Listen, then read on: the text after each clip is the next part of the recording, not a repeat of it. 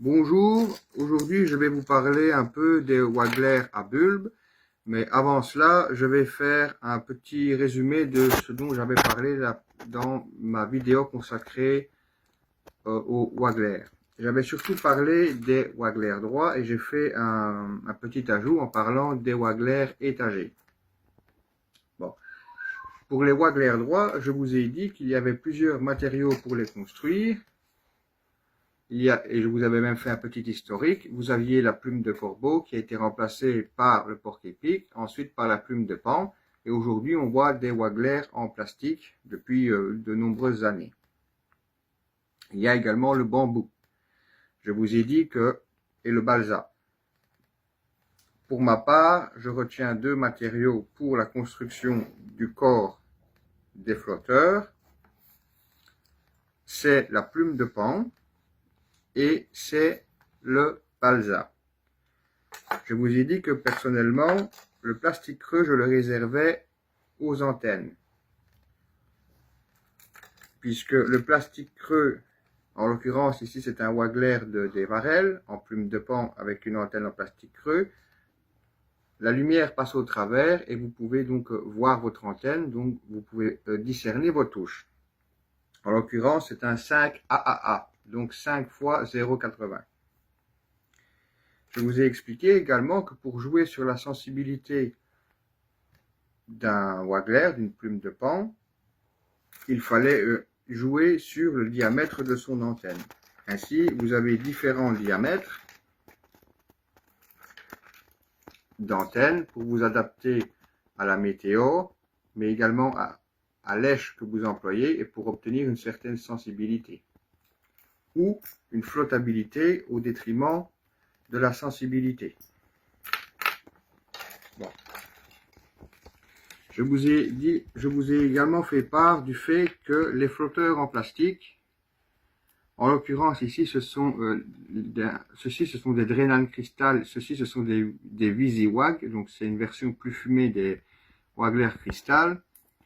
Le problème c'est que ce sont de bons flotteurs, je vous ai également fait l'historique de l'apparition de ces Waggler. Le problème c'est qu'une fois qu'ils prennent le soleil, on le voit ici, il est légèrement arqué, il a tendance à se tordre. C'est malheureux puisque il va se tendre de plus en plus et ensuite il devient inutilisable. Alors, Drenan a sorti les VisiWaggler qui sont un peu plus fumés, qui normalement ont moins tendance à se tordre, ou du moins limitent les effets néfastes du soleil sur le Waggler, mais vous voyez que celui-ci, il s'arque légèrement aussi, et en l'occurrence, je n'ai pêché qu'une seule fois avec. Encore une fois, c'est malheureux parce que c'est un bon outil, mais qui se détériore assez vite, malheureusement. Je vous ai également fait part du fait qu'il y avait des Waggler pré-plombés et non pré-plombés. Tout en vous précisant que des Waggler pré-plombés, ce n'est ni plus ni moins que l'adaptation de la mode italienne qui est apparue au cours du début des années 1990. Bon. La plume de paon est très utile pour fabriquer des Waggler jusqu'à environ 6 grammes. Le problème au-delà de 6 grammes, c'est que vous allez obtenir des Waggler qui deviennent assez longs. Ça peut poser un problème de transport, mais c'est surtout que comme une plume de paon est conique, ben forcément la pointe sera toujours plus fine que la base. Le souci, c'est que si vous employez des Waggler de 6 grammes et plus, en plume de paon en Waggler droit, vous pouvez le propulser assez loin si vous en avez envie. Le souci, c'est qu'il faut pouvoir discerner l'antenne à 30-35 mètres. Donc, la plume de paon a ses limites pour des flotteurs à partir de 6 grammes. Mais aussi, son autre souci, c'est que elle ne réfléchit pas la lumière. Donc, parfois, on a du mal à discerner l'antenne. Et là, par exemple, une antenne en plastique creux est tout à fait indiquée. Voici un autre exemple de Waggler de 6 grammes. C'est en l'occurrence, c'est un W26 de chez Rive. Vous voyez, ils sont quand même longs. Hein.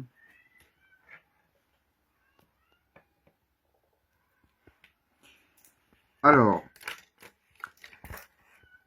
Il y a eu certaines marques de pêche, j'en connais une en particulier, qui ont tenté de produire des wagglers dans une autre matière afin de remédier aux soucis engendrés, aux soucis rencontrés avec la plume de paon lorsqu'il faut construire des wagglers au-delà de 6 grammes. Et vous aviez par exemple Sensas qui a sorti les Sensas Mora. Ceci, c'est en l'occurrence, c'est un waggler signé Jean Desquet. Ce waggler fait 8 grammes, mais vous voyez qu'il est plus court qu'un waggler en plume de paon de 6 grammes. Donc, ce flotteur a été construit dans cet esprit. C'est pouvoir dépasser les limites rencontrées lors de la construction d'un waggler au niveau de la longueur. Je pense que ce modèle de waggler n'est plus commercialisé par la société Sensas. J'ai essayé les wagglers en Sarkanda, mais je suis revenu aux plumes de paon. Après, je suis un ancien, vous me direz, et la plume de paon, le balsa et les flotteurs sticks avec une quille en bois de lignum, c'est tout ce que je connais. Aujourd'hui, on va aborder une thématique, ce sont les wagglers à bulbe, puisque on a tendance à transposer la logique de pêche au cou, c'est-à-dire pêche à la grande canne, à la pêche à l'anglaise en ce qui concerne la forme des flotteurs. Du moins, on essaie de le faire. Par exemple, souvent, on va dire, s'il y a du vent, il faut, à la grande canne, il ne faut pas employer un flotteur effilé si le vent est assez fort et qu'il y a des vaguelettes. Il va falloir employer un flotteur de type arrondi, de type boule. Du coup, on veut faire la même chose avec un waggler.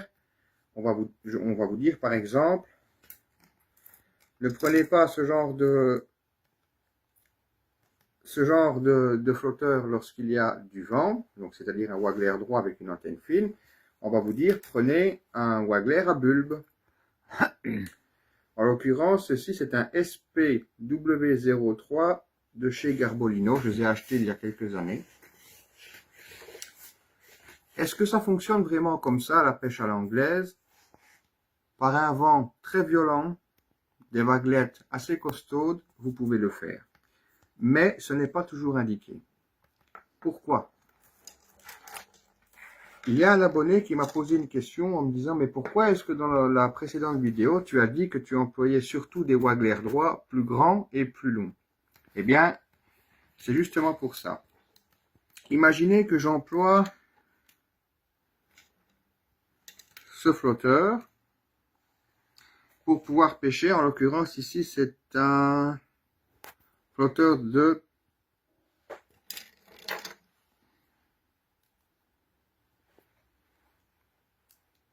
3,5 grammes, 4 grammes environ.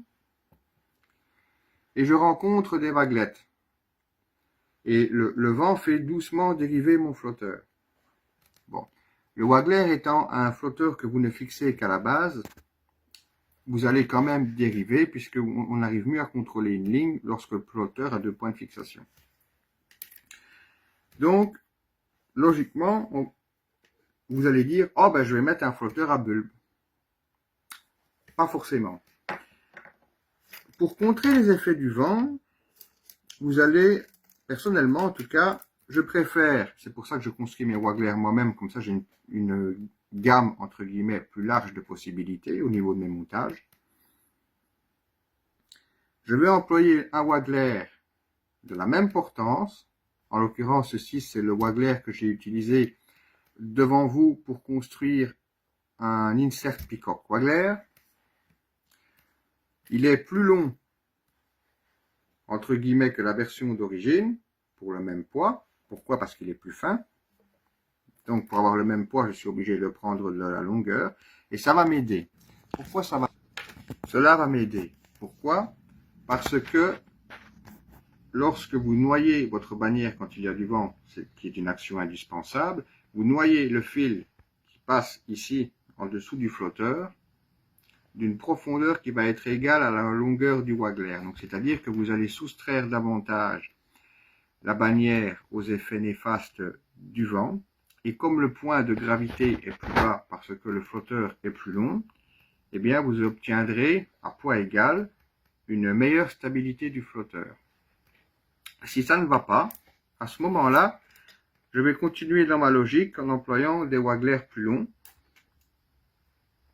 un peu plus lourds également, pour obtenir ce que je veux. Si le vent a tendance à, en provoquant des vaguelettes, à faire monter et descendre mon flotteur dans les vagues, je vais employer une antenne plus porteuse, avec un flotteur plus long. J'essaie toujours de pêcher le plus léger possible lors de mes parties de pêche. Bien. Alors, si ça ne va pas, à ce moment-là, je vais envisager l'option des wagglers à bulbe. Ceux-ci, ce sont des SPW03 de chez Garbolino qui ont été mis au point par Stéphane Potelet. Ils emploient un bulbe en balsa afin de donner une portance au flotteur. Ils ont un tube en plastique qui est peint en bout pour faire office d'antenne. Ces flotteurs sont vendus avec différents diamètres d'antenne afin d'ajuster la sensibilité du flotteur, d'améliorer sa flottabilité également, sa portance, c'est comme vous voulez. Et ils sont pré-plombés. Ça, ce sont les effets de la mode italienne. Alors, on peut dévisser l'embase qui est en laiton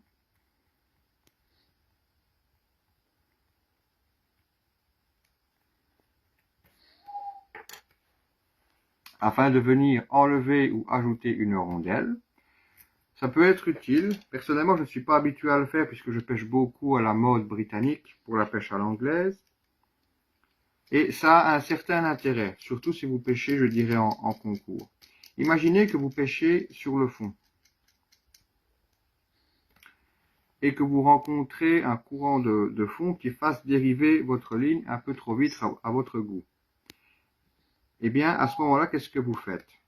Vous dévissez l'embase, vous enlevez une rondelle et vous reportez le poids manquant sous forme de cendré sur la ligne. Ainsi, vous allez avoir une réserve de plomb que vous pourrez descendre sur le bas de la ligne pour ralentir le plus possible, selon votre choix, la dérive de votre flotteur. Voilà. Il existe des flotteurs plus longs que ces modèles. Plus le point de gravité est bas, plus le flotteur est stable. Ensuite, vous avez également le même... vous avez donc, ces flotteurs existent en plusieurs poids. Vous avez des 12 grammes, des 10 grammes. Il y a une version de 6 grammes qui existe que je ne possède pas, puisque pour moi, je pêche en 6 grammes avec des wagglers droits. Vous avez ici le modèle en 8 grammes, par exemple. Vous avez aussi des flotteurs qui ont été mis au point par Stéphane Potelet. Vous avez les SPW07. Ce sont des flotteurs qui sont destinés à la pêche au coulissant. Ils ont la même construction que les wagglers précédents que je vous ai montrés, une tige en plastique, au bout de laquelle on peut venir fixer un très grand nombre d'antennes afin de changer la sensibilité ou la flottabilité de votre flotteur. Et vous remarquez que par rapport au modèle précédent, la tige en laiton est plus longue et est décalée. Pourquoi? Parce que ces modèles sont destinés à la pêche au coulissant. Donc ça va aider à écarter le flotteur de la masse de plomb et éviter les emmêlages. Ça va aider également à ce que votre flotteur coulisse normalement le long de votre corps de ligne. Alors, sur ces flotteurs, vous allez remarquer qu'il est par exemple marqué UK, donc UK 3 plus 15. Ensuite, IT pour Italie, 12 plus 6. Ça veut dire quoi? Ça veut dire que ces flotteurs sont construits pour vous permettre de pêcher avec deux méthodes au coulissant. Vous avez le modèle britannique, le coulissant anglais comme on le dit souvent, où il est marqué 3 plus 15 grammes, donc c'est celui-ci. Ça veut dire qu'il n'y a que 3 grammes à la base du flotteur et qu'il va vous falloir rajouter 15 grammes sur la ligne. C'est le coulissant mode anglais. On peut lancer 25-30 mètres, je dirais, avec ça. Ça va vous donner une ligne très stable qui ne bougera pas, ce qui peut être très bon pour les beaux poissons. Et vous avez le coulissant italien, où là, vous avez 12 grammes déjà d'apposé à la base du flotteur. J'ai dévissé les embasses pour vous le montrer. C'est le même flotteur, c'est simplement que j'ai dévissé les embasses pour vous le montrer. Et il va vous falloir rajouter 6 grammes de plomb sur la ligne. Ça veut dire qu'au coulissant italien, la masse de plomb principale est déjà à la base du flotteur et qu'il ne vous faut reporter que 6 grammes sur la ligne. On peut lancer jusqu'à 50 mètres et plus avec cette méthode. Il y en a qui disent que c'est un peu plus discret et c'est vrai que c'est peu utilisé par chez nous, mais ça peut provoquer des touches quand les poissons sont vraiment difficiles.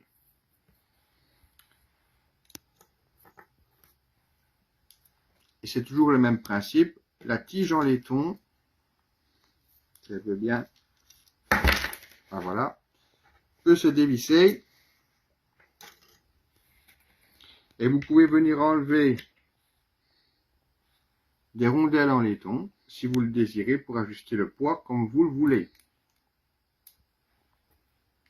Alors faites attention que peu importe la marque, les embases ont parfois tendance à se dévisser légèrement en cours de pêche. Vous le voyez parce que parfois, lorsque vous ramenez votre flotteur, il est légèrement dévissé comme ça. Ça, faut faire très attention. Parce que si le flotteur se dévisse, le flotteur part à l'eau et il ne vous reste que l'embase sur la ligne. Pas de bol. Si vous savez nager, tant mieux pour vous. Pour aller récupérer le flotteur. Donc en fait, il y a une petite astuce qui est très connue. Il y a des gens qui le collent à la glu carrément, hein, qui ne jouent pas avec les rondelles. Bon, soit. Mais vous pouvez simplement venir mettre un joint torique et puis visser dessus. Ça fonctionne également. Ces deux modèles de flotteurs que je vous ai présentés dans la gamme Garbolino, ce sont des modèles compétition. Maintenant, si vous ne faites pas de compétition, si vous n'avez pas envie de vous diriger vers ce type de flotteur, vous avez des flotteurs qui ont été construits, toujours par Stéphane Potelet, pour une pêche à l'anglaise, mais plus relax. Ce sont des modèles dits de loisirs. Alors il y a plusieurs modèles, je ne les ai pas tous. Personnellement, moi je me suis arrêté sur les Garbolino GW1. Il existe aussi deux autres modèles que je n'ai pas, c'est la forme des bulbes et la portance qui change. Donc vous avez un bulbe en balsa qui est allongé, avec une tige en plastique peinte en bout pour pouvoir faire office d'antenne. On s'en sert pour pêcher par exemple à la franglaise. Vous pouvez également, si vous allez en étang, que vous rencontrez des poissons très voraces, il ne faut pas avoir peur.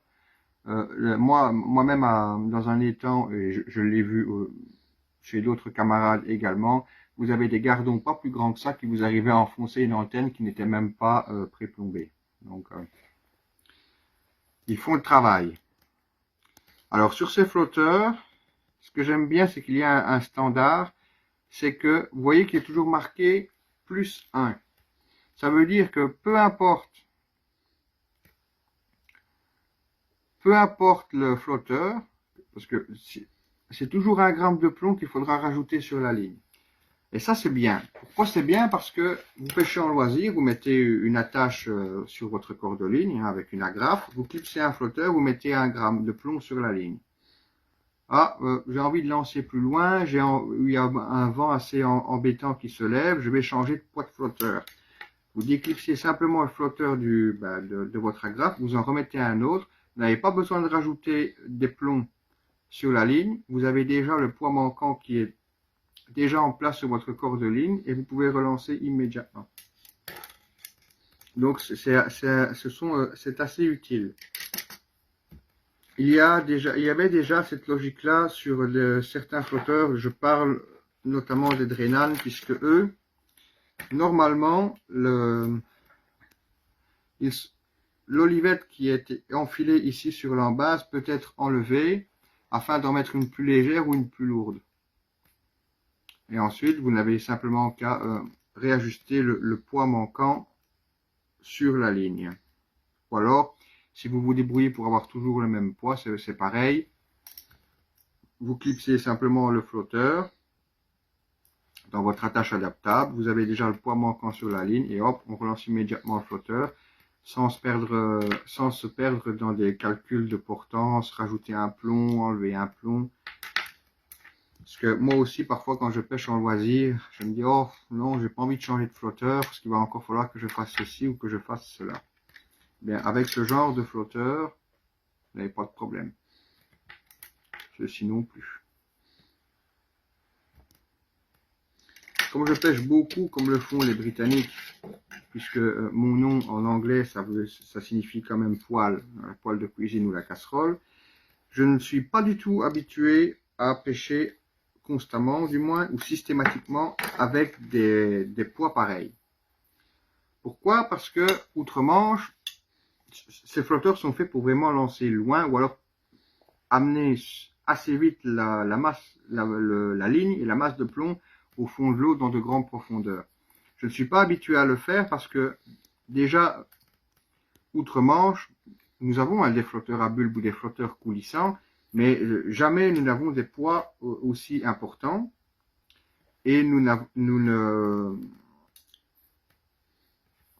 ne sommes pas habitués à pêcher à 40, 50, 60 mètres du bord avec ce genre de flotteur parce que chez nous, à l'époque, aujourd'hui je ne sais pas, mais les règlements étaient plus souples en fait et le feeder, hein, comme on dit, était autorisé. Donc si nous voulions pêcher à 60 mètres du bord, allez, on va dire 40-50, bien vous savez, on manque quand même de précision dans l'amorçage et puis il y a également la vision qui joue, les conditions météo également, et donc nous pêchions au feeder. En prenant un point de repère sur la berge d'en face, nous faisions tomber à peu près l'amorçoir dans 2 mètres carrés. Et puis, on a plus facile à voir les touches, puisqu'il faut juste regarder le sillon qui est légèrement bandé sur notre côté. Donc, par conséquent, ça pour moi, c'est une habitude que je devrais prendre à utiliser plus souvent, parce que je ne suis pas habitué à le faire. Pas avec des poids aussi importants. J'ai des coulissants de la marque Drake. Eh bien, ces coulissants s'arrêtent à, je crois que c'est 7,5 grammes de mémoire. Et mes wagglers à bulbe ne font jamais 10 grammes. Ou alors 10 grammes maximum de mémoire, je ne m'en souviens pas. Donc, c'est assez nouveau pour moi. C'est efficace, hein. J'ai déjà pêché dans la Sambre en bas de chez moi avec ce genre de flotteur, puisque à 10 mètres du bord, j'ai 7 mètres de fond. Donc, j'emploie un flotteur comme ça. Parce que le problème que je rencontre en Sambre par chez moi, c'est que je suis souvent embêté, comme dans toutes les eaux publiques, avec des gobies, mais parfois de petits gobies. Mais parfois, je ne vois pas leur touche sur le sillon, et je pense que ma ligne pêche, et puis au bout de 20 minutes, 25 minutes, je dis, oh, je vais relever ma ligne, pour me rendre compte qu'en fait, quand ma cage a touché le fond, j'avais un poisson comme ça au bout de l'hameçon. Alors que si je pêche avec un coulissant, ou un waggler, eh bien, si j'ai la touche, je vais le voir, avec l'action de l'antenne. C'est tout simplement pour ça. Pour ma part, je vais étoffer ma gamme de flotteurs Garbolino puisque il faut essayer le matériel. Je pense que ce genre de flotteur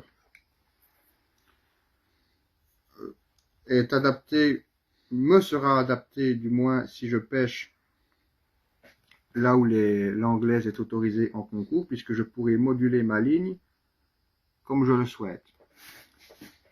Pour ma part, je suis fortement habitué à déclipser un flotteur et à en clipser un autre, comme on le fait en Angleterre, mais j'ai un peu envie de varier ma pêche, puisque la pêche à l'anglaise est une pêche qui me tient, pour moi, si vous me donnez qu'une pêche à pratiquer, c'est celle-là évidemment, et j'ai envie d'explorer toutes les possibilités.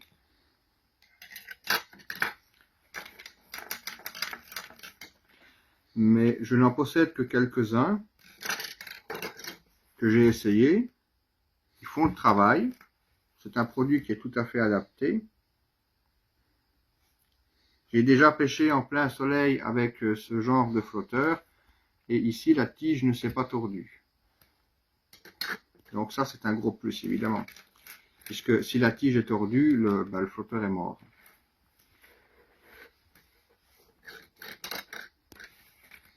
Je possède énormément de Wagler de marque britannique. Hein. J'ai mes flotteurs Devarel, j'ai mes flotteurs Drake, j'ai mes DJK, j'ai des Drenan, j'ai des Guru également. Donc je tape un petit peu partout. Pourquoi? Parce que ben, j'aime essayer de nouvelles choses. Je donne aussi des flotteurs à des gens qui me le demandent. Et lorsque je ne trouve pas ce qui, pour moi, me paraît plus adapté lorsque je veux pêcher à l'anglaise, je fais ce que je fais depuis que mon papa m'a appris à le faire. Je construis mes Wagler moi-même pour pouvoir couvrir encore une plus grande gamme une plus grande palette de possibilités. Donc ici, ce sont des flotteurs que j'ai construits moi-même. Et je viens m'en servir en complément des Wagler que j'achète dans le commerce et qui sont également d'excellents flotteurs, selon moi. Ça me fait plaisir qu'une marque, notamment une marque française, diversifie ses produits dans la pêche à l'anglaise, puisque c'est une pêche qui est très simple à mettre en place. Au début, je pense qu'il ne faut pas vous casser la tête. Ça me fait plaisir également que de grands noms de la pêche mettent en avant cette technique, qui est une technique tout à fait merveilleuse et très efficace pour prendre des petits poissons, des gros poissons, près du bord, très loin du bord, entre deux eaux, en surface ou sur le fond. Avec une canne et un moulinet, on peut faire déjà beaucoup de choses. Bien voilà. Je vous remercie de m'avoir écouté. J'espère avoir répondu à la question pourquoi est-ce que j'emploie souvent des Wagler droits plus longs avec une antenne plus porteuse en cas de vent et pas systématiquement des Wagler à bulbe. Hein, il n'est pas du tout nécessaire dans un premier temps, hein, de directement réfléchir comme à la pêche à la grande canne et dire il y a des vaguelettes, il y a du vent, je mets un flotteur bombé. C'est pas comme ça que ça marche à l'anglaise. Vous pouvez le faire, hein, mais préférez avant tout, je dirais, pêcher avec des Wagler droits, si c'est possible, sauf en cas de très forte rafale et de très grosses vaguelettes, avec des Wagler droits, plus longs, avec une antenne un peu plus porteuse, puisque personnellement, je pense qu'il faut toujours pêcher le plus léger possible. Et puis, dites-vous que si vous pêchez avec un Wagler de 3,5 grammes, 4 grammes, comme ceux-là, vous allez pêcher à 20 ou 25 mètres du bord. Donc, si vous mettez un flotteur de 10 grammes, tu vas lancer très loin et tu vas devoir mouliner pendant plusieurs mètres avant d'avoir noyé ta bannière. C'est pas franchement nécessaire. Tu peux très bien mettre un Wagler simplement un peu plus long pour annuler les effets du vent. Tu propulses ta ligne, tu tombes à 4-5 mètres de ton endroit où tu as amorcé et puis c'est suffisant pour noyer ta bannière. Mais ces modèles sont dans les conditions adaptées, ces modèles sont tout à fait adaptés. Alors pour celui qui me l'a demandé, il y a des antennes un peu plus fines pour être un peu plus sensible, de couleur jaune ou rouge. Hein. Tu peux très bien te servir de la couleur ici de la tige pour en faire une grosse antenne si tu pêches qu'il y a du vent, si tu pêches à une distance raisonnable, si tu pêches où il y a un fond qui peut provoquer des fausses touches ou avec de gros appâts. Comme ça, tu es sûr que quand le flotteur coule, que c'est une touche. Tu peux très bien également, si tu as une pêche un peu plus technique avec des poissons délicats, mettre une antenne en plastique plus fine pour avoir plus de sensibilité. Tu peux très bien aussi venir éclipser une antenne plus fine,